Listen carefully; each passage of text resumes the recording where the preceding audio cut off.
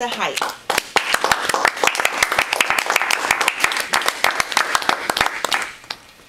Thank you, Madam Toastmaster, fellow Toastmasters, and most welcome guests.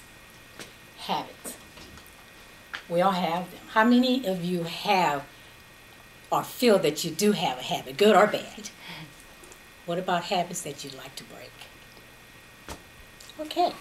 Many people do not, of course, there are good habits that you don't want to break, but it's the bad habits that we tend to sometimes have a problem with. People tend to put or make excuses as to why they cannot break habits or why they're having so many problems. And I am going to give you more information that you didn't know about me, expose some of the bad habits that I've had to get rid of. I want to first start with, I used to be a smoker.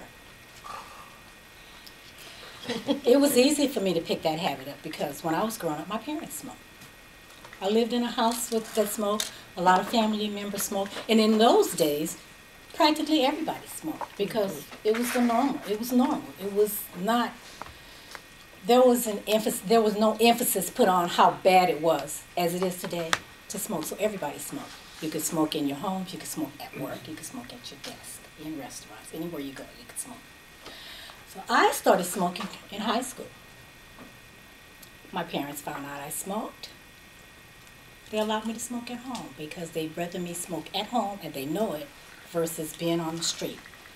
And they didn't know. But of course I did both. Yeah, I did both. I did both. I smoked until I was into my early 20s. And the way I made the decision to break that habit was, of course, I was married at the time, and he also was a smoker. But he decided to quit smoking one day. Didn't faze me, because I continued to smoke. And of course, he, as non-smokers tend to do, started giving me a hard time about why I should stop smoking. That didn't faze me either. What did was, my little one at the time, very young, he was starting to want to smoke. I mean, he's a little thing. He didn't know anything about smoking, but he would want to go and get cigarettes and say, "Smoke, mommy, smoke, mommy." So I knew that it was a bad habit for me, and it was a habit that I never wanted him to pick up. And that is what enticed me to give up that habit. The way I did it was, I made the commitment that New Year's Eve, I'm going to quit smoking. Of course, New Year's come, and I continue to smoke. For several days, probably maybe about a week after I said,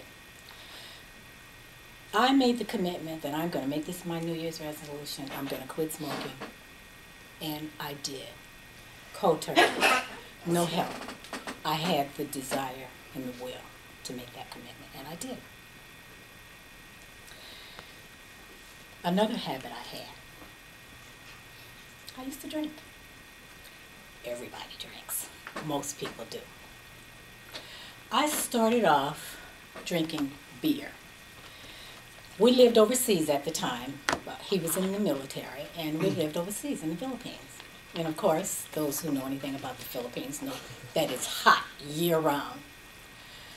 We used to drink beer by the cases, and drink beer all the time. We had a lot of company, and everyone used to drink beer. I moved from that to, of course, we came back to the States. I went back to work. The beer kind of dwindled. Then I started drinking hard liquor. Went to happy hours a lot of parties, a lot of socializing, and so of course I was drinking. Went to the hard liquor, and eventually I started weaning off the hard liquor, and I transitioned to wine. I was a wine drinker.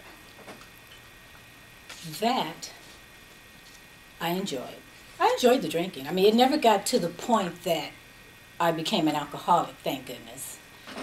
But it was to a point that, I would drink, and I would go home at night, and I would have had so much to drink, I couldn't sleep. Those of you who drink, You lay down, the bed is spinning, the room is spinning, you're starting to feel sick. I never got to the point that I misbehaved or I had a bad attitude or I did things to disrespect myself in public. It's just that I got tired of that feeling. I thought that was a horrible feeling. I didn't like it. I didn't like the way it made me feel. The next morning, I would wake up and I would really feel bad.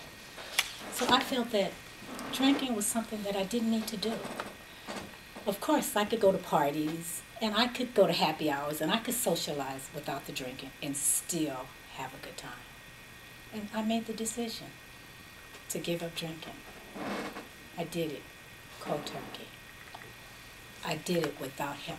I had the will, I had the desire, and I made the commitment, and I quit drinking. I continued to party. I continued to socialize, and I had a good time without drinking. Another habit that I had is I'm a junkie for sweets. Cookies, cakes, pies, ice cream. It doesn't matter. Sweets, candy. It's like I craved it.